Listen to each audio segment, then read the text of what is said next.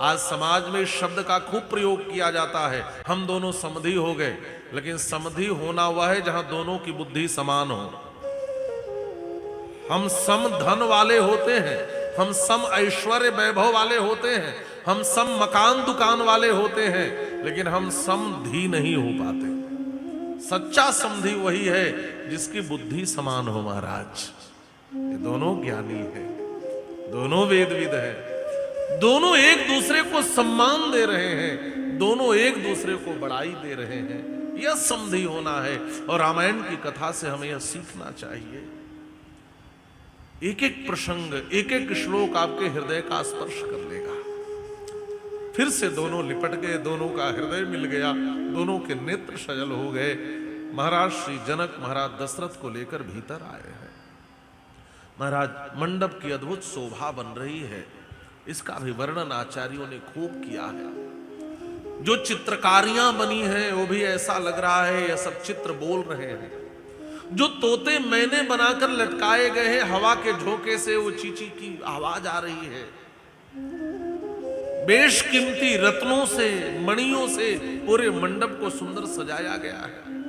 हरे हरे बांस के जगह पर पन्ने को फाड़ करके लगाया गया है। जहां पीले चीज की जरूरत थी वहां पुखराज को लगाया गया है, जहां लाल की जरूरत थी वहां माणिक्य लगाया गया है। इतने सुंदर ढंग से मंडप का निर्माण है। एक रत्न में पीठिका पर महाराज श्री दशरथ को बिठाया गया, एक उच्चासन पर ब्रह्मर्षि वशिष्ठ और आचार्यों को बैठाया गया, बरासन पर चारों दूल्हा बैठाए गए। मानसकार तो कहते हैं चारों वेद स्वयं पुरोहित बन करके आज पूजा करवाने के लिए आए हैं महाराज। सारी विधियां हुई, गोदान हुआ, अग्नि प्रज्वलित हुई। अभिघ्नम क्रियताम सर्वम किमर्थम ही विलंब्यते। और प्रपा मध्य तो विधिवत वेदिम कृत्वा महातपाह। प्रपा कहते हैं संस्कृत में मंडप को। उस प्रपा के मध्य में, मंडप के मध्य में सारी विधियों का संपादन हुआ। अग्नि प्रज्वलित की गई, समक्षम अग्नि संस्थाप्य राघवाभिमुखे तदा। एक बात मैं कहूं, हमारे यहां विवाह संस्कार है, ऐसे हमारे यहां 16 संस्कार होते हैं। आज समाज में 2 ही संस्कार देखे जा रहे हैं, बाकी सारे संस्कार लुप्त होते जा रहे हैं। एक विवाह संस्कार, दूसरा अंतिम संस्कार, बाकी हम सारे संस्कार भूल गए। विवाह को संस्कार रहने दीजिए, विवाह को तमाशा मत बनाइए। आपने विवाह को तमाशा बनाया, इसलिए आपका जीवन भी तमाशा बन जाता है।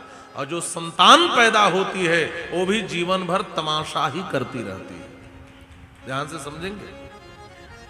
आज समाज में क्या होता है आप देखें और सीखें। वेदी का निर्माण हुआ, गोदान हुआ, अग्नि प्रज्वलित हुई, राम जी नीचे बैठे हुए हैं, सुंदर वैदिक रीति से कार्यक्रम संपादित हो रहे हैं। आज क्या देखने को मिलता है? आज देवताओं की स्थापना धरती पे होती है। आचार्य, ब्राह्मण, पंडित, पुरोहित जमीन पर बैठाए जाते हैं और दूल्हा दुल्हन सोफे पे बैठा दिए जाते हैं। आप विचार करो, जो पूज्य है वह नीचे है और जो पूजक है वह ऊपर है। जो उपास्य है वो नीचे है और जो उपासक है ऊपर है।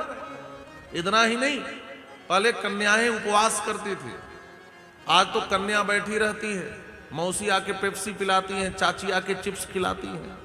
आप देखें क्या तमाशा होता है।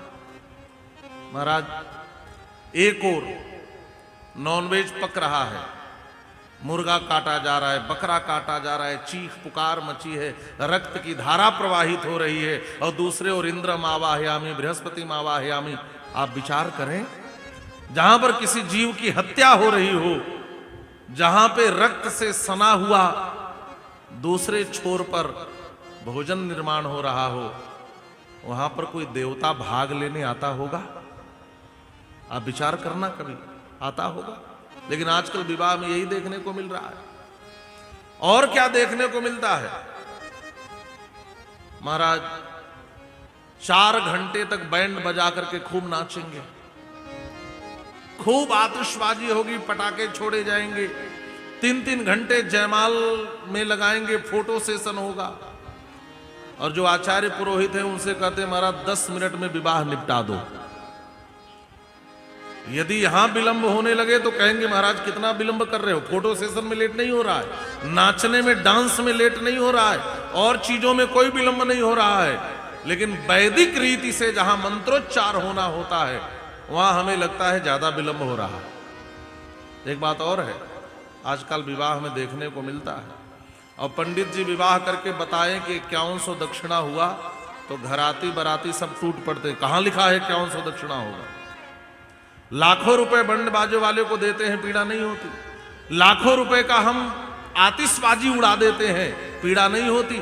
लाखों रुपए का कैंटीन खोजते हैं, पीड़ा नहीं होती। लाखों रुपए के फोटोग्राफी और वीडियोग्राफी में लगाते हैं, पीड़ा नहीं होती। और जिस वैदिक ब्राह्मण के मंत्रोच्चार और आशीर्वाद से वर वधू का जीवन मंगलमय होना है, उसको 5100 देने में भी हमारे हृदय में पीड़ा होने लगती है। आप विचार करो, विवाह जैसा संस्कार बचाना बहुत आवश्यक है। ध्यान से सुनना, यह संस्कार बचेगा तभी विवाह जैसी संस्था बचेगी। नहीं, अभी हमने सुना था दिल्ली में 3 और फैमिली कोड तत्काल बढ़ाए गए। अब आप समझ गए इतने डिवोर्स की घटनाएं बढ़ रही हैं। विवाह को तमाशा मत बनाइए। और एक बात और, एक जगह और हमने देखा, पंडित जी बढ़िया जीन्स सूट बूट पहने विवाह करा रहे थे, और जो भी मंत्र बोल रहे थे वो तो सुनकर आपको भी आश्चर्य होता क्या है? आप जैसा विवाह चाहते हैं वैसा कराने वाले ऐसे लोग ही मिलते हैं। मैं हमेशा कहता हूं, जैसे आप सोचते हैं कि यहां का सबसे अच्छा बैंड पार्टी मेरी बेटी के विवाह में हो, सबसे अच्छा कैंटीन वाला हो, सबसे अच्छी साज सज्जा हो, सबसे अच्छी व्यवस्था हो, तो थोड़ा ज्यादा खर्च करके एक अच्छे वैदिक ब्राह्मण को भी बुलवाइए। ये भी आपका दायित्व है।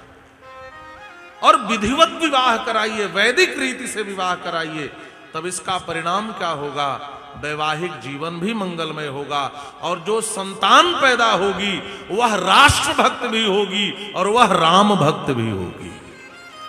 वह अपना भी कल्याण करेगी और वह आपका भी कल्याण करेगी। और आपने विवाह को केवल तमाशे में खत्म कर दिया तो आपका जीवन भी तमाशा बना करके आपके बेटे परिवार के लोग रख देंगे।